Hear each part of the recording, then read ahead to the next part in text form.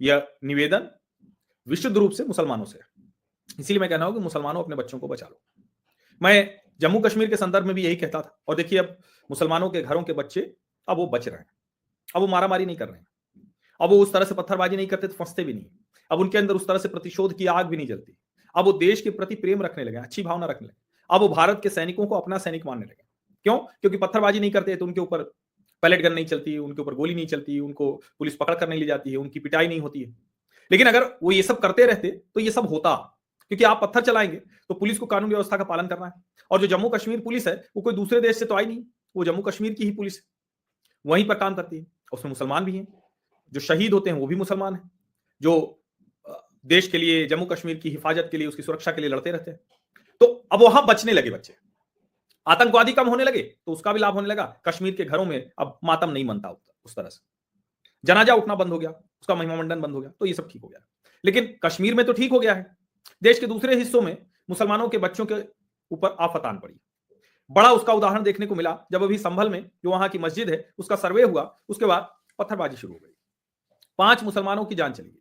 बच्चे थे वो सब, उनकी जो उम्र थी उस उम्र में वो कुछ अच्छा काम करते तो देश के लिए, परिवार के लिए, समाज के लिए एक प्रतिष्ठा की वजह बनते, लेकिन उन्होंने हाथों में पत्थर उठा लिया।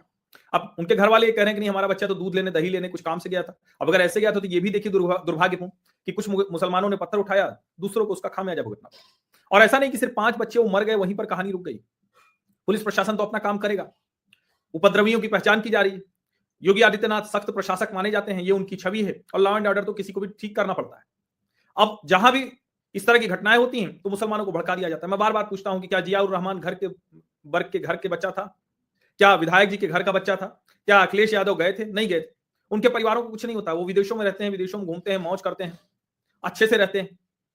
अभी देखिए इकरा हसन लंदन से पढ़कर आई हैं, सांसद हो गई हैं। अब ये अलग बात है कि अभी भी वो 3 तलाक पर उनका जो विचार है वो लंदन से पढ़कर कोई आधुनिक सोच वाला नहीं, लेकिन ठीक है, उनकी अपनी सोच है। बातचीत करते हुए वो ठीक लगती हैं, अच्छी दिखती हैं। वो कई बार सुलझी हुई समझदारी की बातें करती हैं।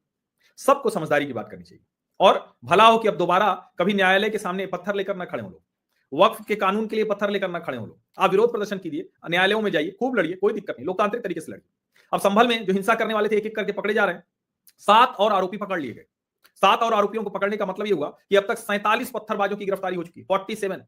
5 मर गए बच्चे, 47 की गिरफ्तारी हो चुकी है, और 91 उपद्रवियों की पहचान की गई, 91। और संभल में खुदाई भी चल रही, वहां जो बावड़ी मिली है, मिट्टी में जो कमरे छिपे थे वो दिखने लगे हैं, बावड़ी पूरी दिखने लगी है, सीढ़ियां दिखने लगी, वो सब अलग बात। अब उसमें भी अगर मुसलमान विरोध जताने आएगा तो फिर तो बड़ा विचित्र है, लेकिन आ रहा है। इसीलिए मैं कह रहा हूं मुसलमानों अपने बच्चों को बचा लो, मत जाने दो उनको ऐसी जगहों पर, ये ठीक नहीं है।